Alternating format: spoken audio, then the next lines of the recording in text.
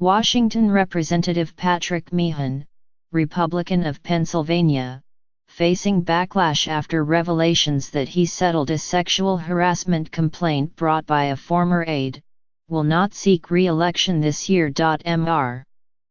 Meehan informed Speaker Paul D. Ryan of his decision in a letter sent on Thursday, according to Doug Andres, a spokesman for Mr. Ryan. The decision is an abrupt reversal for Mr. Meehan, 62, who this week had insisted that he intended to run for re-election to a fifth term representing his suburban Philadelphia district, even as the House Ethics Committee investigated the sexual harassment allegations and his use of taxpayer money to settle them. Mr.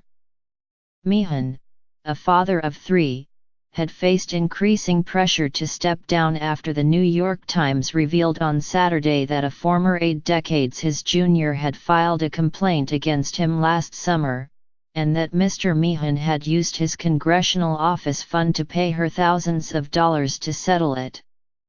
She had accused him of making unwanted romantic overtures to her after he learned that she had developed a serious relationship with a man closer to her age. After the aide rebuffed Mr. Meehan, he became hostile, her complaint said. Mr. Meehan and his representatives did not respond to requests for comment on Thursday evening. But in a letter sent Thursday to his campaign chairman, Mr. Meehan wrote that recent events concerning my office and the settlement of certain harassment allegations have become a major distraction, according to the Philadelphia Inquirer, which obtained a copy of the letter. I need to own it because it is my own conduct that fueled the matter. In an interview on Tuesday with The Times, Mr. Meehan denied harassing the aide. Instead, he asserted that she specifically invited his intimate communications, which included conversations in a letter in which he professed his affection for her, calling her a complete partner to me.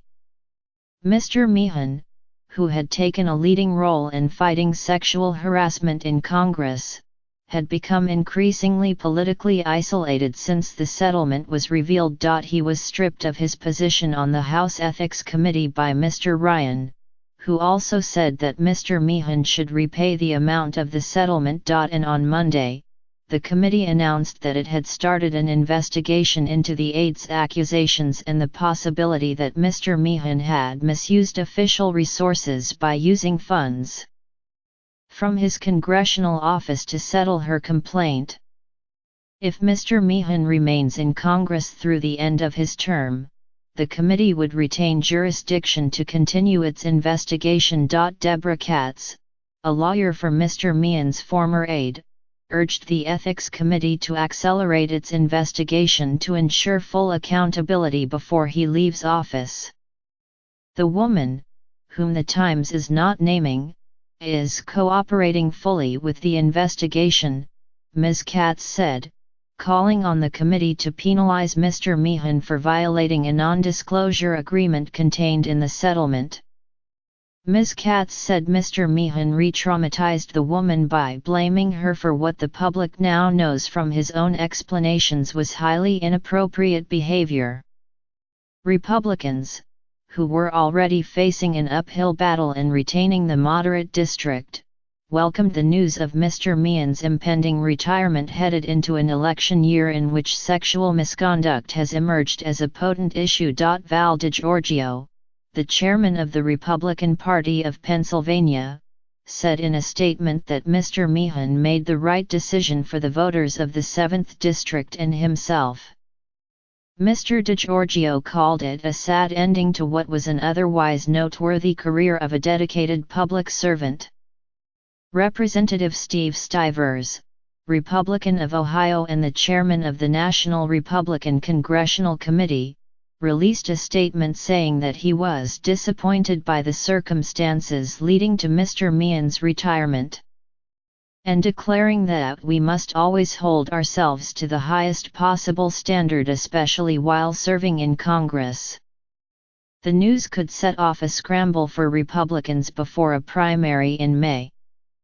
The deadline for candidates to submit petitions to appear on the ballot is March 6. And Mr. Meehan's decision resets the calculus for a field of at least 3 Democrats vying for their party's nomination to run in the sprawling district, which is considered among the most severely gerrymandered in the country and which Hillary Clinton narrowly carried in the 2016 presidential election. Adding to the uncertainty, Pennsylvania's state Supreme Court ruled on Monday that the state's Republican-drawn congressional district map violates the state's constitution, and ordered all 18 districts redrawn in the coming weeks. Pennsylvania Republicans have pledged to try to appeal the decision to the United States Supreme Court. If the ruling stands, it is expected to tilt the state's electoral battlefield further in Democrats' direction. Mr. Meehan's announcement makes him the latest in a series of lawmakers to resign or announce their retirements after being accused of sexual misconduct. Senator Al Franken, Democrat of Minnesota, Representative Trent Franks, Republican of Arizona, and Representative John Conyers Jr., Democrat of Michigan, have resigned. Representative Blake Farenthold, Republican of Texas, and Reuben Kiwen, a freshman Democrat from Nevada, remain in office but have said they will not seek re-election.